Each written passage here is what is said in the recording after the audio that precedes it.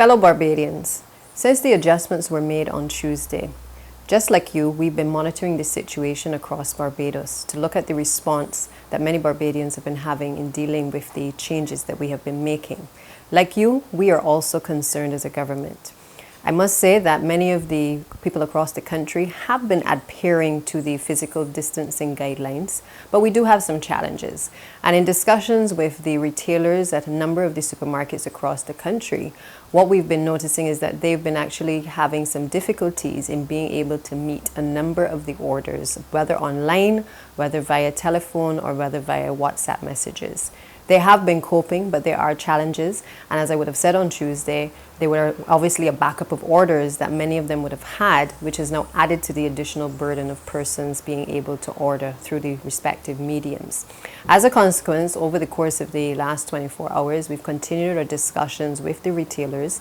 We've put forward some suggestions. They've also made some recommendations. Those discussions are continuing. And I want to give you the assurance that within the course of the next 48 hours, certainly at the earliest by Saturday, the intention is to speak to the country so that you can make preparations both as shoppers and also retailers to know what will happen in the course of the next few days and next few weeks.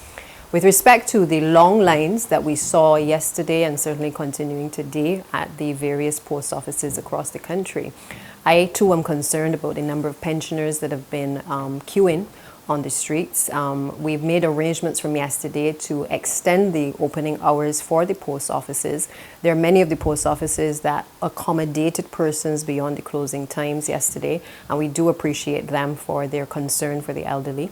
But the numbers were simply quite large, and as a consequence, we extended the hours to be able to accommodate those persons today. I know that many of the persons at the post office have indicated that they will try to accommodate as well the persons who are there today to ensure that pensions are able to access their funds as well. We've instituted a system where we have additional workers on staff to be able to meet the demand. We've also ensured that at specific locations where it could be accommodated, we've taken the opportunity to be able to erect some tents because we know that, of course, the sun is very hot, and obviously we want to ensure that persons are still comfortable while they are practicing the physical distancing and while they're waiting to be able to be tended by the post office. We also have a situation where our banks, we responded to a number of persons who had concerns regarding the inability to be able to do deposits at the banks. And I'm pleased to report that the Attorney General as well as the finance team have been in discussions with the banking sector, and they have agreed to accommodate the deposits for persons to be able to fulfill those during both daytime and also at night.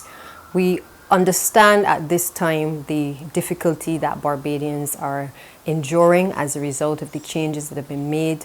We understand that this is a very fluid situation. There's no perfect solution, but I want to assure you that we're continuing to work together with all of the stakeholders to be able to find solutions to the problems.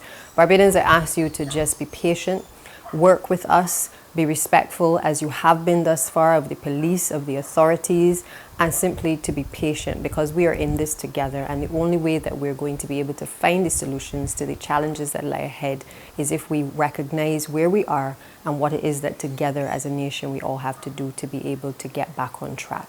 So I thank you, and I hope that you go safely and enjoy your Easter weekend.